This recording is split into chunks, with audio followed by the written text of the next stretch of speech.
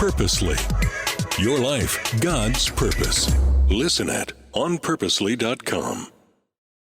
Sin is sin, and is sin in my mind. It's not a ranking system. In that respect, Elizabeth and I were able to walk through that in our marriage, and our marriage is still intact, and I think even better now than it was even back then. But yeah, I mean, there were definitely some dark moments. I mean, there were some moments that I thought it's over, it's done, she's done, and she chose to stay. And now for the next episode of Letters from Home, sending encouragement to your doorstep by capturing the heartbeat of God's people, one story at a time. Hi, this is Meg Gleesner, your host. And yes, I am sick. I wasn't sick during the interview, but I am now. It's a great story. Are you ready to be encouraged? Has your spouse or roommate ever stumbled upon a private addiction and confronted you? What if you were young in love and a new teenage youth pastor who loved working with kids? Today's guest walks us through how his secret porn addiction was discovered, how he asked for help, how it affected his church, the youth, and his love relationships. Our God is a God of reconciliation and restoration, publicly and privately, and it's wonderful to see. It's not a perfect story, it is a real story. Here is the everyday extraordinary Neil Matthews. Neil Matthews, I am so excited to have you on the podcast today. You have been one of my early buddies in podcasting in the pandemic. We were all just like little podcasters in our hobbit holes and discovered each other, had a bunch of fun little conversations. You have such a relatable, beautiful show. Your heart is to help us walk in other people's shoes. And it is such a blessing. And I've always loved that concept. And we're both in the Pacific Northwest. We just got to meet in person in Oregon and share an In-N-Out burger. Like, how cool is that? Super cool. Very cool. I think for me, the pandemic was really cool because I got to work from home. I was able to kind of multitask. It was a good time. Got to meet a lot of cool people. So that I'm mostly still friends with today. So that's fun. Totally. And we'll definitely in the PS talk more about Neil's podcast and where you can hear him and all that.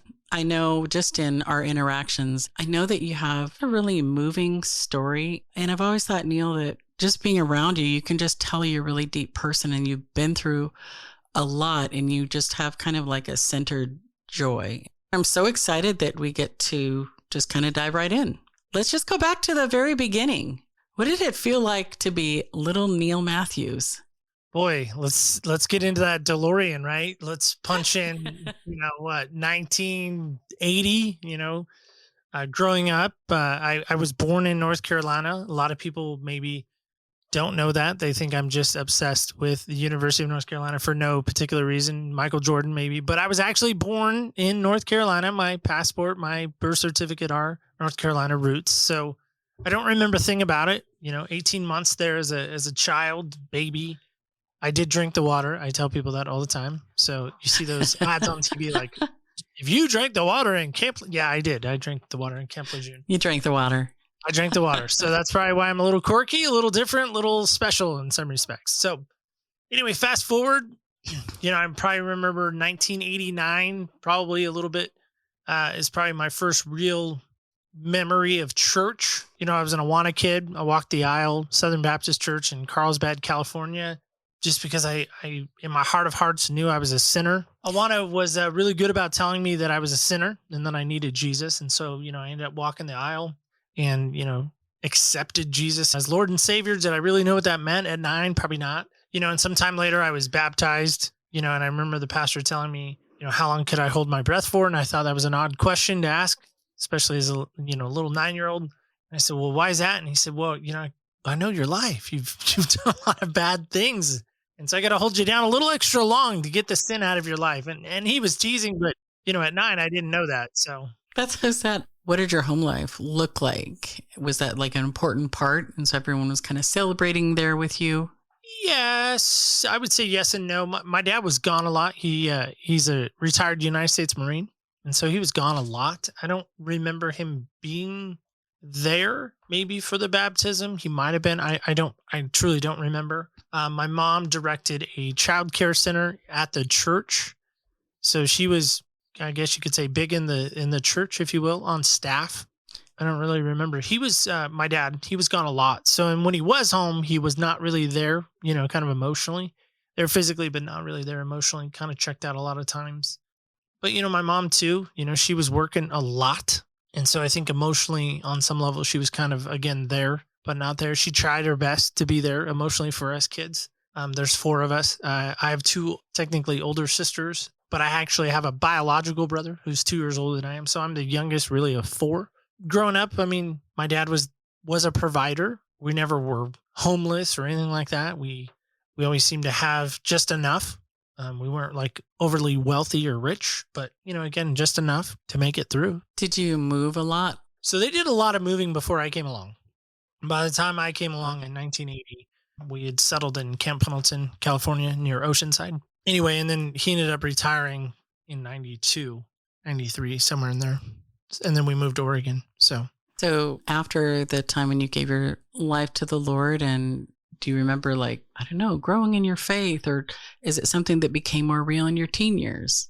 Well, it definitely became more real in my teen years because, again, I think even though I knew who Jesus was and knew that I needed him, I think the reality of him in my life became more of an important figure in my life, a more guiding compass in my life as I grew older. I think a lot of things I did when I was younger was just more for show, growing up in the church, and I wanted attention desperately. Again, being the youngest, it's kind of a thing that I guess all younger kids deal with. You probably know that as a mom, Meg. You've probably seen that a time or two with your kiddos. But I think that Jesus became real or more real in high school for sure. And are your parents still married? They're not. Yeah, I'm trying to remember when they actually got divorced. They separated when I was 17, and they didn't end up actually getting divorced till after I was married. So, I mean, I've been married 21 years, so somewhere in that time frame. Most of my life I spent, I don't know, am I allowed to talk about the music group Queen? I don't know. Freddie Mercury. Okay. Yeah. So they have that amazing, I think it's an amazing song, Find Me Somebody to Love. It's kind of a love song ballad. Yes. I know for me, I prayed a prayer quite often that I wanted, God to find me someone to love, someone that I could spend the rest of my life with. And, I had dated a number of young ladies that my parents got married in high school. So in my mind, I thought that's what happened. I thought that's what everyone did. I thought you spent your high school years finding your soulmate in high school.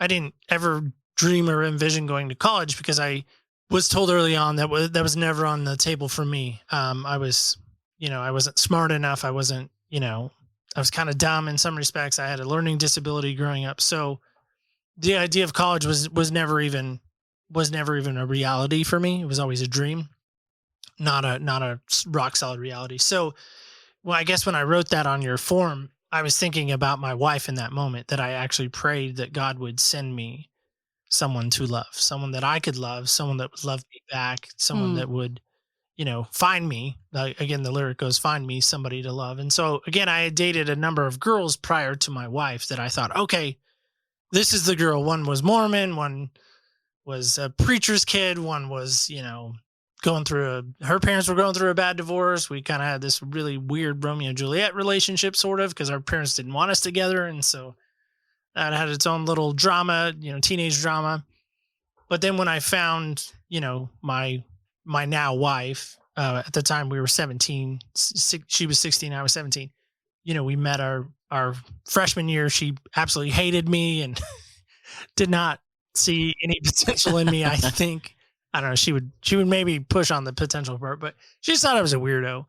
And then sophomore year, we had a mutual friend that kind of put us sort of in the same vicinity with each other. And then by junior year, we were dating by December, and then just kind of never looked back. So I guess that's what I was saying is, like, I think God allowed her to come into my life to really kind of center me and to point him, to make him the figurehead in my life again, and point me back to him. I think she did. She became that helpmate early on, even in our relationship, to again, kind of get me on that trajectory of focusing on God. Well, and I'm guessing somewhat as far as an encouragement as well, because it sounds like you maybe were lacking a little bit of confidence. I mean, you seem intelligent to me, like you're killing it in the podcasting world and you're just really bright, but you had that thing in your mind and your heart that I'm not good enough. Oh, for sure. I had a fair amount of teachers along the way kind of helped solidify that I really was wasting my time, that I had a lot of dreams, but not a lot of follow through, or a lot of, I had one teacher in particular. She was an English teacher. She taught honors English. I was not in honors, but she taught honors. I remember her sharing with me, because I had dreams of being on ESPN. I was going to break down college basketball. I mean, that was kind of my thing, and really excited about it. And I remember her telling me one time that I should have a backup career because I was never going to make it at ESPN, because my written skills and my verbal skills were not strong enough to make it as a sports broadcaster. But even like during COVID, I got an opportunity to interview two former North Carolina, basketball players. So I got to kind of have my dream come true of being that, sports broadcaster. So praise the Lord. I almost wanted to send her the audio, like, na na na na na na. But that's rude. We don't need to do that. Right. We don't need to do that. No, that's crazy so Elizabeth was super encouraging and just a really gift from the Lord. Did you marry as teenagers? We did not. No, so 97, we got together, and we didn't end up getting married till 2001, and we graduated in 99. So. Oh, that's cool. And now you've been married 20 plus. That's amazing. Yeah. I know you said your father was military and then he was absent a lot. So then when he was home more, just, in light of, I guess, your personal confidence, did that affect you as a young man and as young married? Well, a little background on him just to help. He came from a broken home as well. My grandparents were divorced, and my grandfather, who I only saw maybe a dozen times in my life, not very many. That seems almost high. Maybe half a dozen times. He was just really abusive, physically, emotionally, all kinds of stuff to my granny, my dad's mother. That's what we called her growing up. She has since passed around 97, ironically enough. When my life started to pick up and get exciting and Elizabeth comes in, my grandmother dies. So I think it's also God's way of handing off kind of that responsibility of encouragement. Went from my granny to then Elizabeth. But yeah, back to my dad. He came from a broken home. So I think he didn't know how to be a dad in a lot of respects. And I think in that he tried the best he could with what he had. But I think, again, at the end of the day, he just probably really struggled with that, I think, on some level. So I think naturally for me, wanting to have that kind of father figure kind of relationship, I sought that in the church. And that's probably why I gravitated to the church so much, is because there were men in the church that were willing to kind of fill that role for me, as a father figure. I became really good friends with a guy that I'm even friends with to this day, ended up being the best man at our wedding. And, in high school, I would hang out at his house from Friday night to Sunday night, pretty much every weekend. And his dad, Eric, became a very integral part of my life and kind of in my guiding me from a male standpoint. My wife was great, at the time of being a girlfriend, of kind of helping me in that respect as far as being that loving, nurturing person that a woman can bring. But Eric really brought that stability from a male, role model and male influence. So you and Elizabeth were you pretty involved at church from the get-go as a couple? And did you have a chance to serve in ministry? And yeah, we were very fortunate to be in an amazing youth group growing up. There was probably about 20 of us really in our youth group, kind of on a regular basis. And then there was probably about 12 of us from the 20 that were really close. And then from the 12, there was probably about 8 of us that really were the core and pretty much hung out at youth group, hung out outside, hung out at school. I mean, we were just always in each other's lives. I mean, you see nowadays sitcoms, or even back in the day sitcoms, where the kids just kind of all hung out together. I think of a Beverly Hills 90210 kind of thing. It was kind of like that, but not as much drama, maybe, but maybe a little bit. Elizabeth and I were very active in the youth group and very active in participating and organizing and planning. And then our senior year, mine and Elizabeth's senior year, our youth leader stepped away. Actually stepped down because he he had an affair against his wife. And so he was asked to step down. And so in that, the church kind of knowing that that was a track I wanted to go, that I was kind of pieing for or asking about, they put the youth group in my hands at 19, which I think is still scary to me to think about. So at 19, I'm not married. Elizabeth and I are not even engaged, but they know that that's our aspirations. And so at 19, they said, kind of, here's the keys to the car, don't wreck it. And so, at 19, I surrounded myself with mentors, Eric being one of them I had mentioned already. And I had other group of men that came around me as mentors that really taught me ministry and taught me how to be, in ministry. And then I worked my way through school to become credentialed in the Christian Missionary Alliance as an associate pastor. So, and then by the time I got credentialed, Elizabeth and I were already married. And actually the day, it's kind of a funny story, the day Elizabeth's having Adia, our 15-year-old daughter, now she's 15, but at the time she wasn't, she was actually being born the day she was born. I was setting up my licensing interview to get credentialed. So it was kind of a funny story on that. So she's Adia at that point. By the time I got credentialed, she was about 2 months old by the time I got credentialed. So that's really cool. What was it like being a pastor? Yeah, I didn't know what I was doing.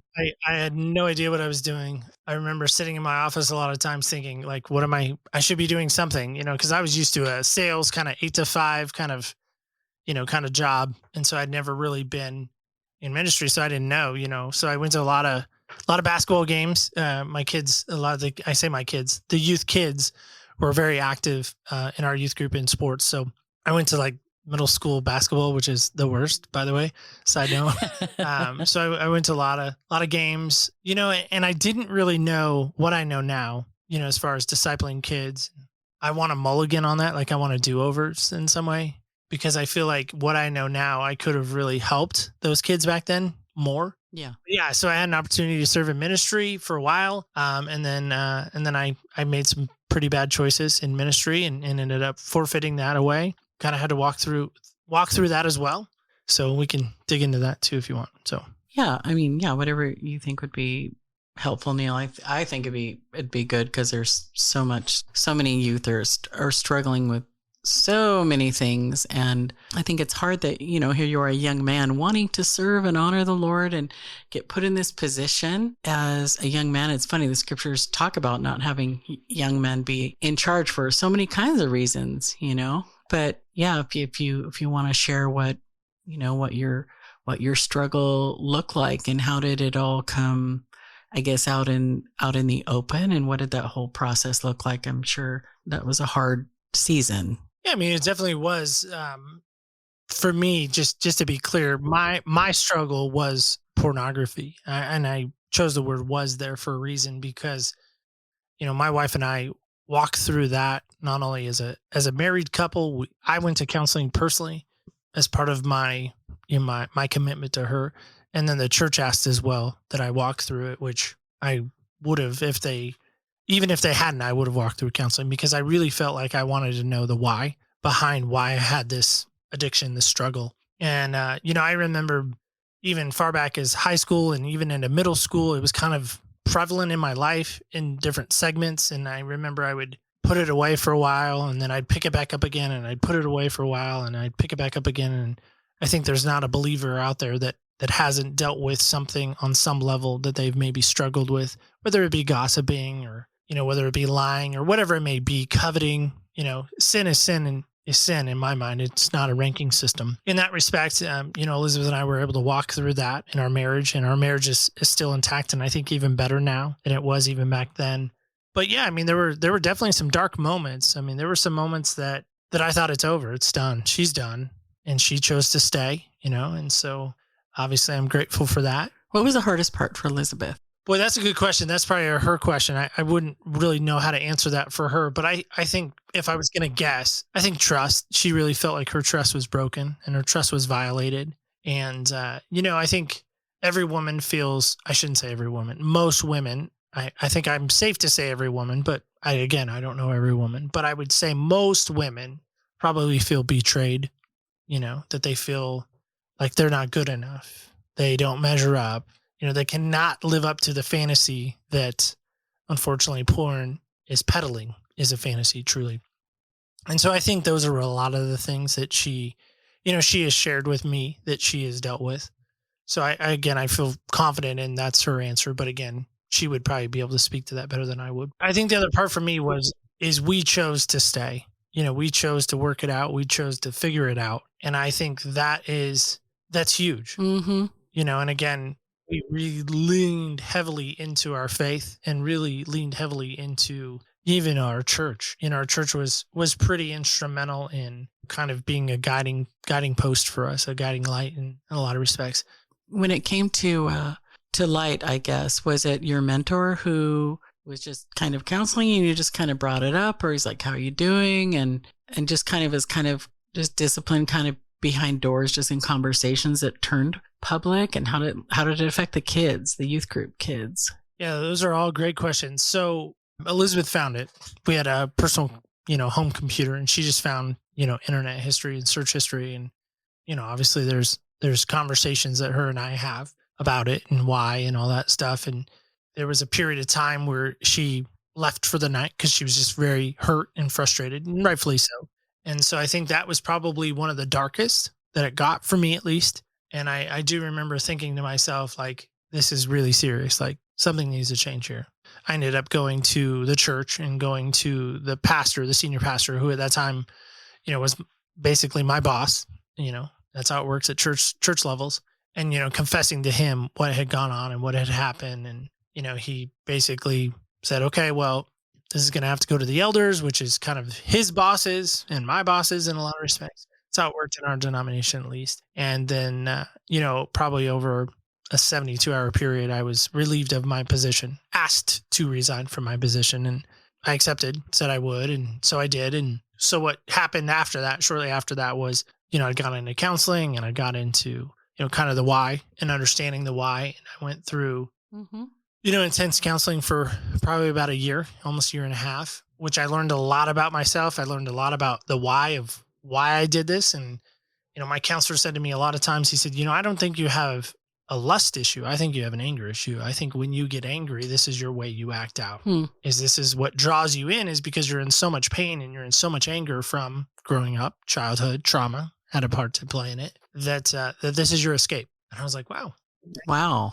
That's his degree from Dallas Theological Seminary. So, I can kind of trust that a little bit, right? A pretty prestigious school in some respects.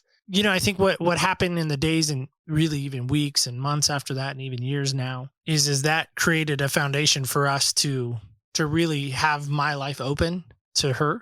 For a lot of years, my phone wasn't available to her. Well, now it is. My passwords weren't available to her. Well, now they are. My internet history is now open to her. So there's a lot of things we put into place that weren't there, a lot of safeguards. And that's great.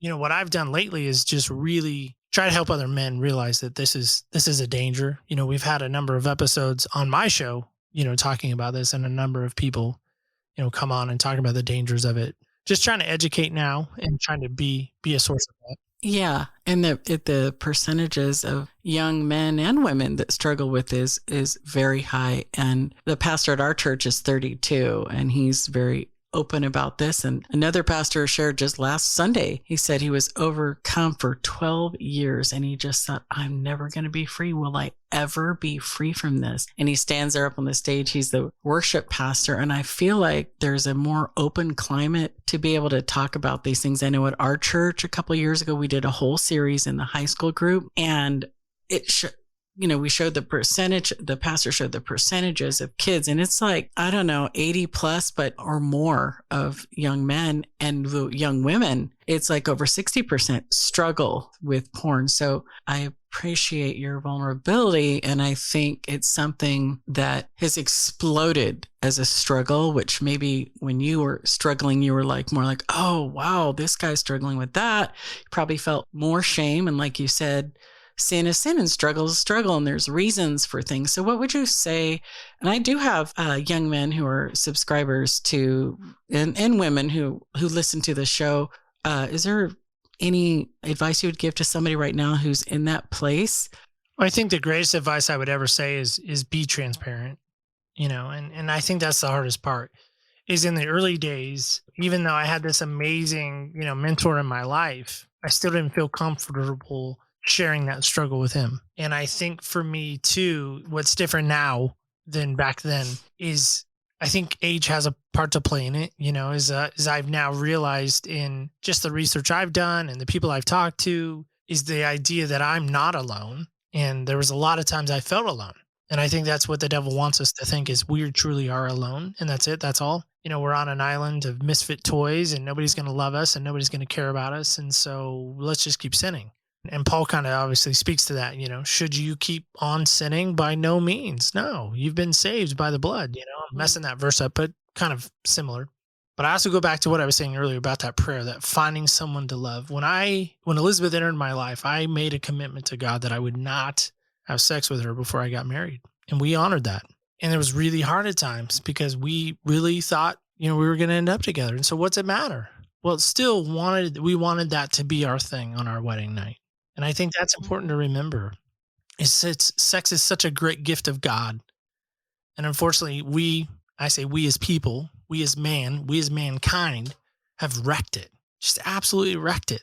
Just like we've done so many other things. I mean, we start listing all the things, but I think we have. We've wrecked sexuality for this generation. And it's sad to me because, again, I think it's so precious and pure when it's, done in its right context. So I love that God can restore. And I know our pastor said recently that every single one of us, he said in this room, are affected by how sin has marred sexuality in some kind of way, but God can restore. And so how was it at the church? Do you feel like they worked with you as far as, maybe you wouldn't be a youth pastor again or whatever, but did they kind of help restore you, or did you feel like you were embarrassed or marked as like less than, or did you just go to a different church? What did the next, how did you and Elizabeth respond to all of that? That must have been hard for her too. Yeah, I undoubtedly think it was. I mean, again, I think the whole process, would I want to walk through that again? Absolutely not. No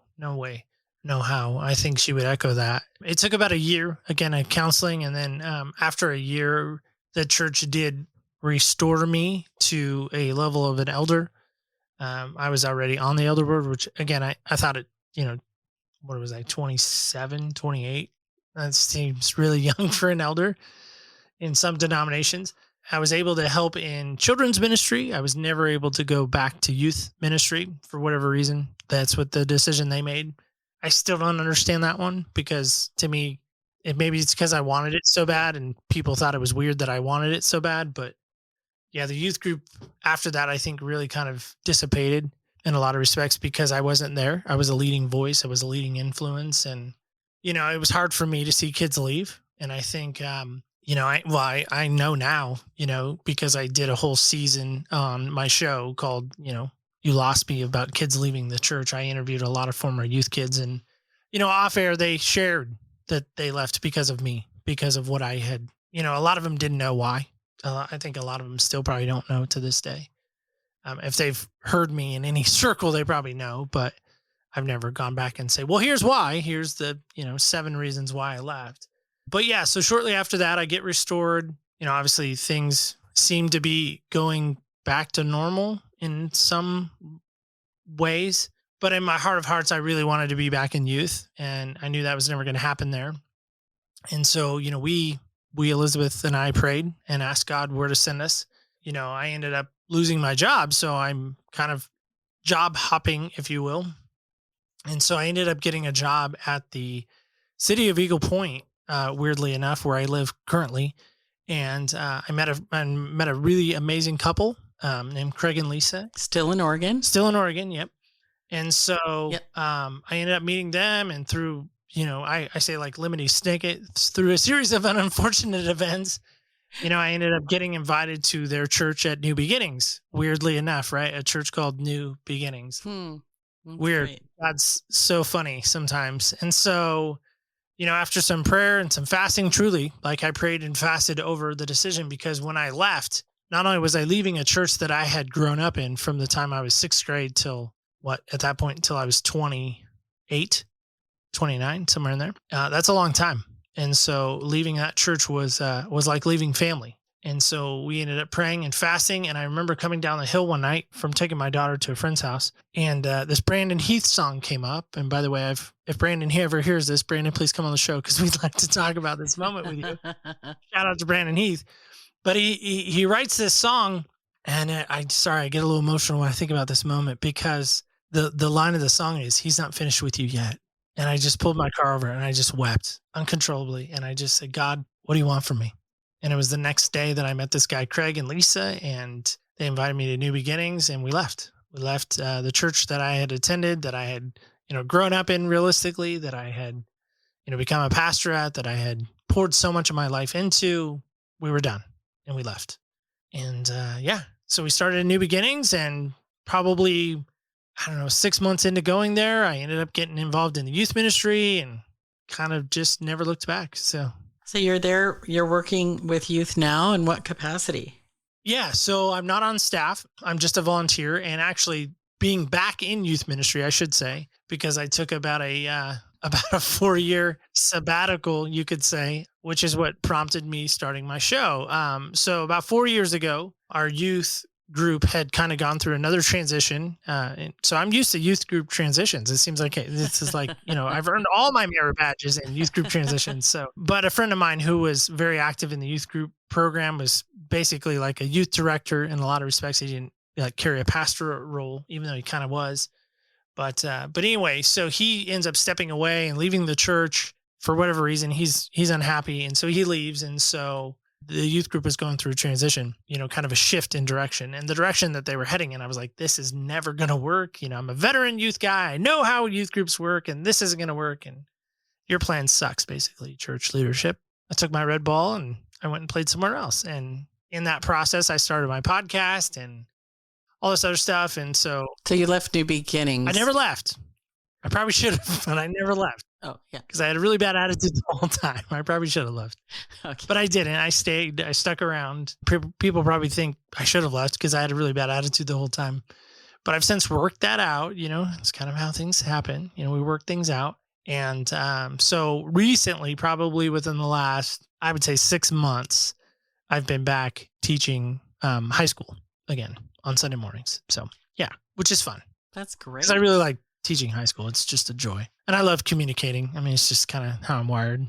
Neil, I know you're making a difference there. And I love how the Lord has led you through different seasons to work with youth.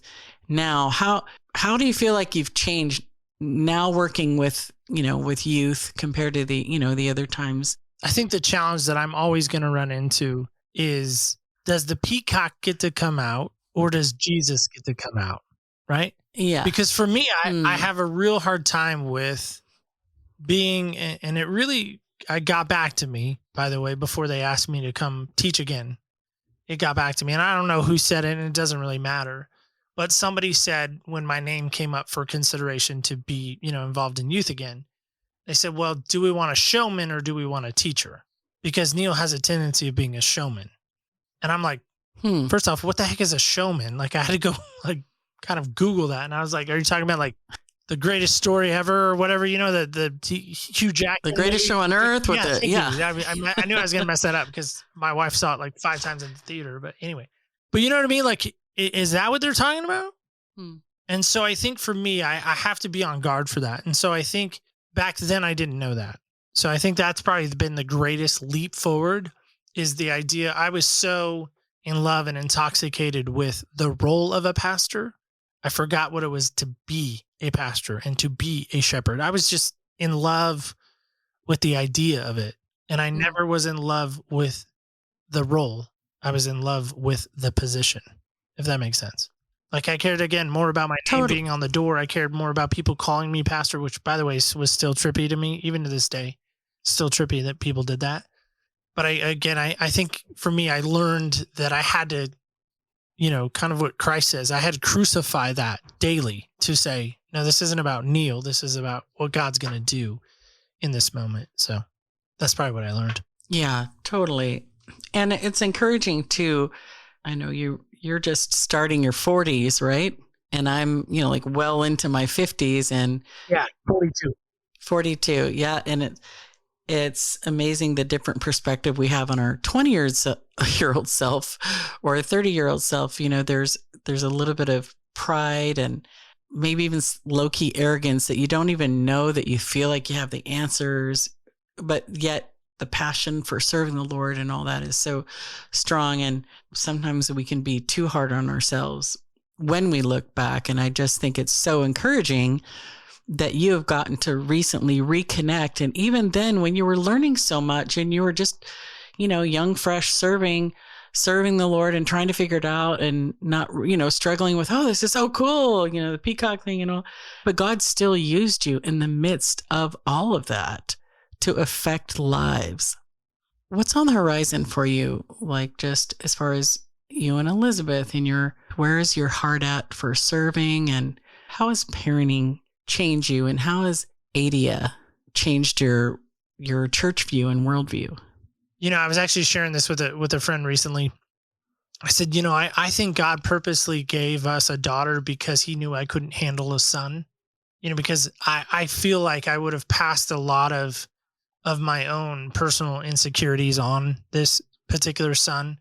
I use the name Carter a lot of times as a placeholder for if we ever had a son, he was going to be Carter James or Eric Carter. One of my favorite Carolina players is Vince Carter, so that's where the Carter comes from. But, for me, I'm very enamored with the fact that God gave us, Adia, because one, we waited so long. But two, again, I think as a parent, I want what's best for her. And I think as a son, I would have maybe smothered or maybe been critical. And with her, I can't really be that way because she's a girl. Girls are different than boys. So I know our society says not, but truly they are. And so I think, for me as a parent, I think, it's hard right now because, again, I'm a firm believer. I learned this in my last job at Spectrum Internet, that you have to earn the right with people. And I guess in sales, I knew that, but I never really conceptually put that into practice, into play. And so, they were big on the fact you have to earn the right. And so I've really used that a lot in my life. Like, I have to earn the right to talk to that person. I have to earn the right to speak into their life. I have to earn the right to have an audience with them. I can't just walk in, kick the door open and say, okay, here I am, let's go, And so I think with her, especially with Adia, right now my wife has earned that right because they're girls. And they can relate and they can swap clothes and they can do stuff. And, here I am just kind of on the sidelines, like, when you're ready, let me know, So, I think that's been hard, for me because I want to be involved, but there's only so much I can do, So I try to just pick my spot and try to be there where I can and try to, just say, hey, here's what's going on. So, yeah, it's amazing. It's such a work in progress being a parent. Neil, is there a verse that you would say maybe sums up your story that's important to you? I did do Acts 20:24. That was a verse given to me in high school, and it's always kind of just stuck around in my life for whatever reason. And it says, for I consider my life worth nothing to me if I may finish the race and complete the task the Lord Jesus has given me, the task of testifying to the gospel.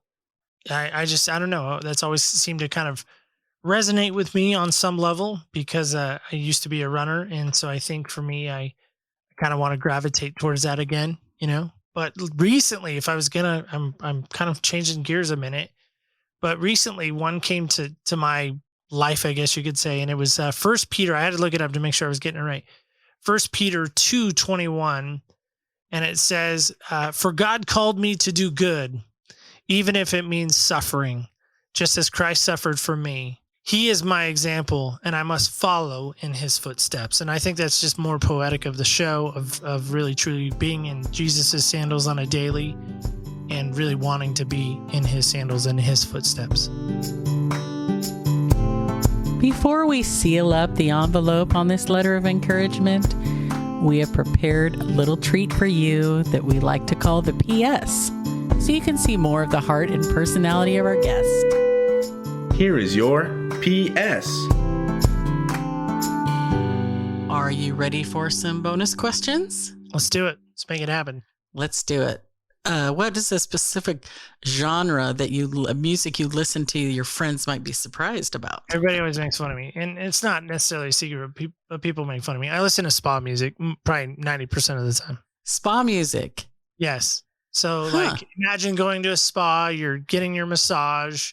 It's the music that they generally probably play in the background while you're getting worked on. So like there's some ocean, there's some kind of, tranquil music.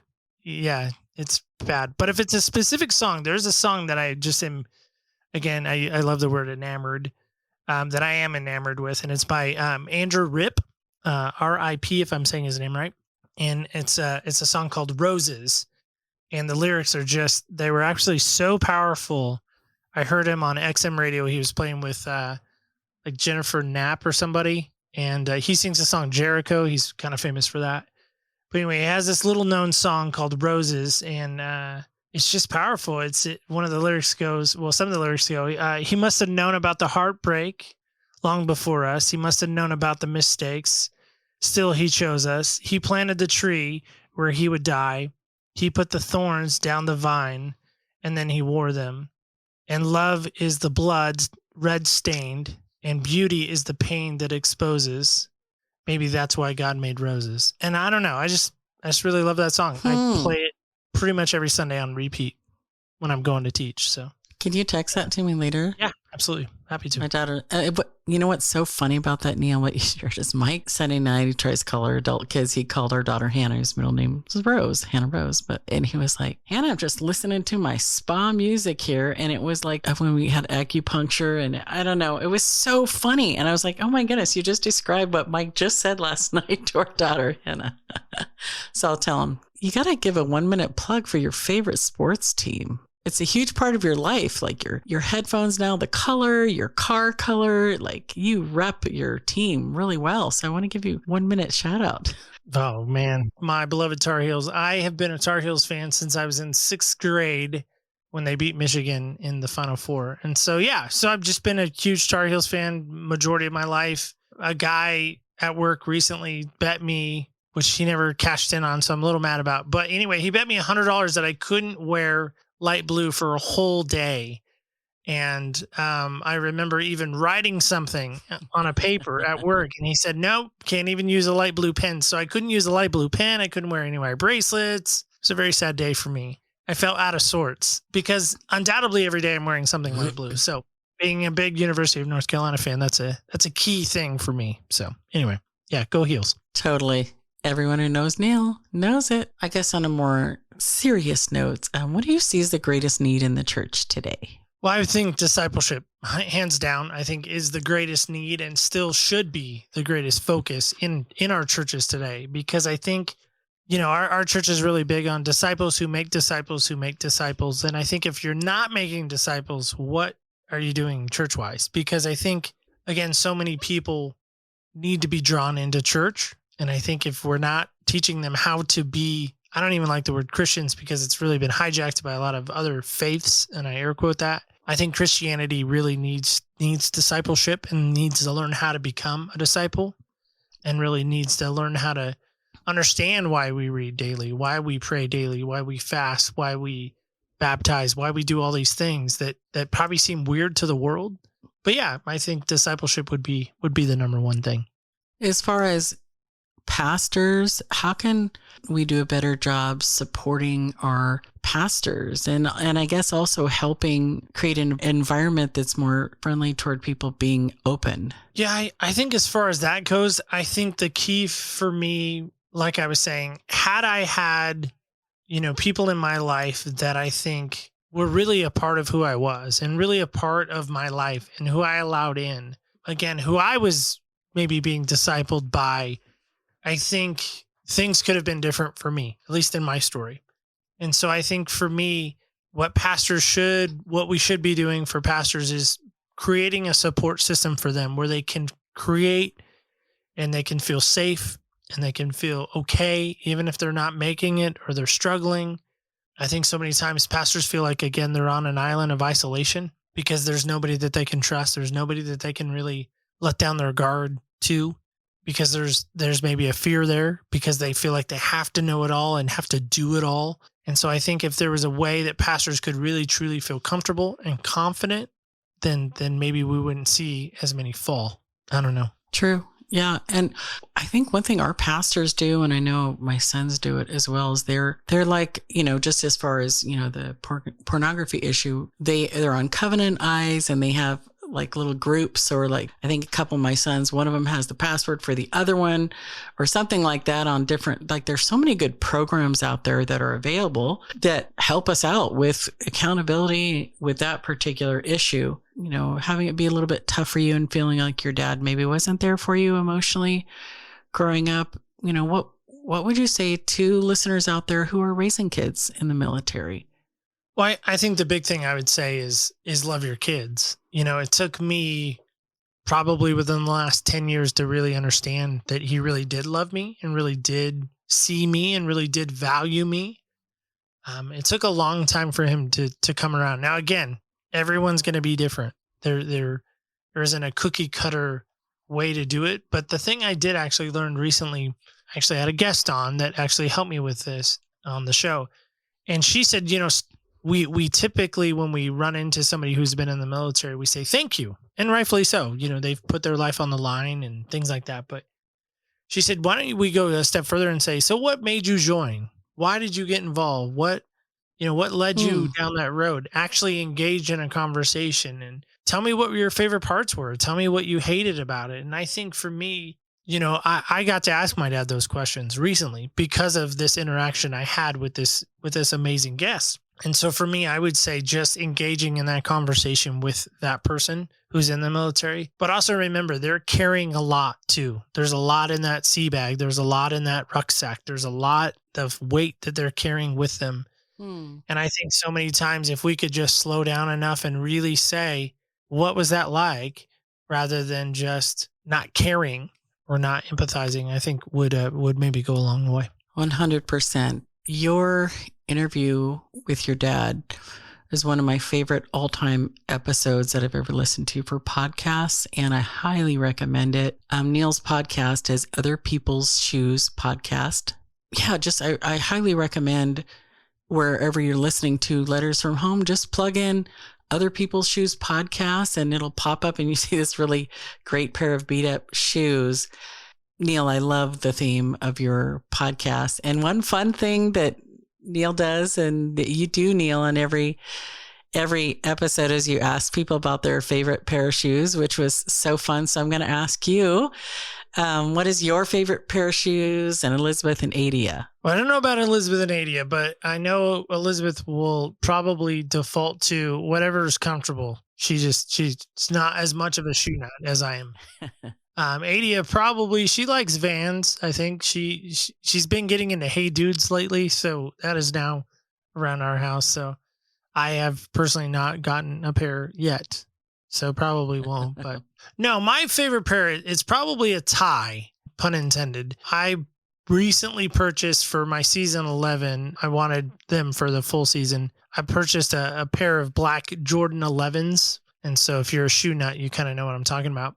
But they're all black, and they're super slick, and they're super shiny. And I actually wore them to church one time, and somebody was staring at my shoes the whole time and not talking to me. And I had to remind the gentleman that my eyes were up here, not down there. So felt very objectified in some respects. But tied only second to a pair of Jordans that I have called Jordan 32s. And so they are a North Carolina edition. And so on the back of the heel, they have the little pin that represents each championship that North Carolina had won to that point. So kind of exciting. They're Carolina edition. So I don't wear them very often, and they were highly expensive. So yeah, I don't wear them very often. Probably those two are probably my favorites if I was going to narrow them down. So if you get a chance to go check out Neil's podcast on opspodcast.com, you can see his list of episodes, and he's got just like a lot of great stuff there. And I think you'll see a variety, such a need in our society today.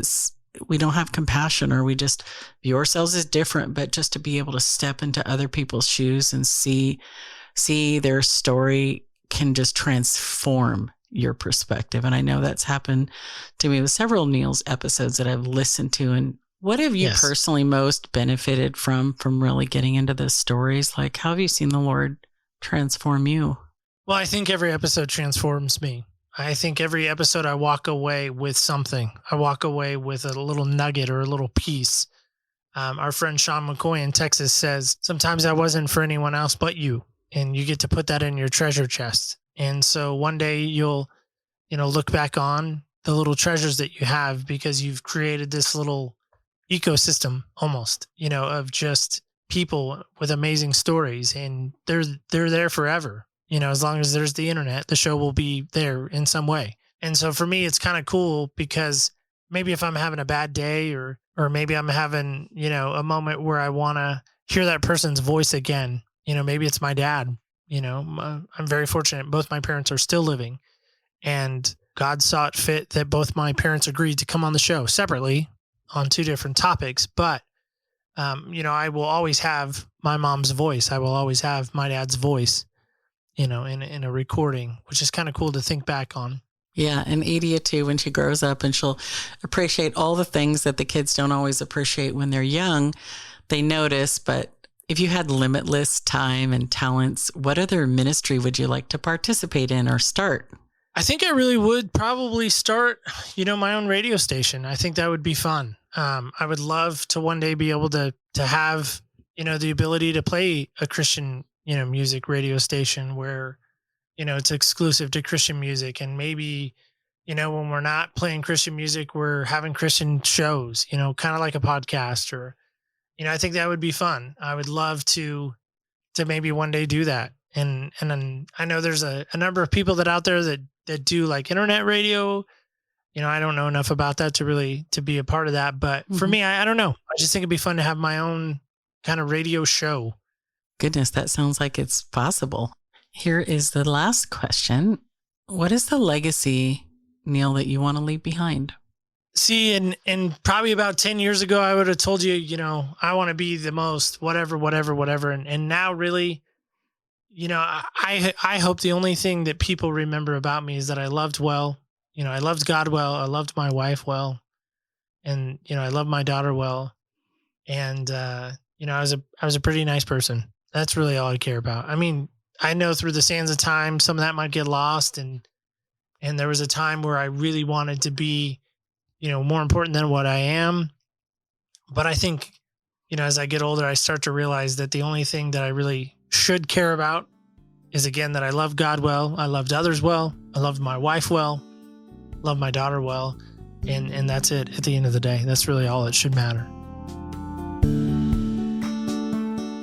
I trust you are encouraged by today's story as much as I am, how those secret things that we struggle with in private and we just fear, oh no, actually turned to such a healing moment for Neil, and how God used it to strengthen his marriage and have him look at some different things in his life. And I really like how his mentors came alongside him and how Neil was just willing to be vulnerable and ask for help.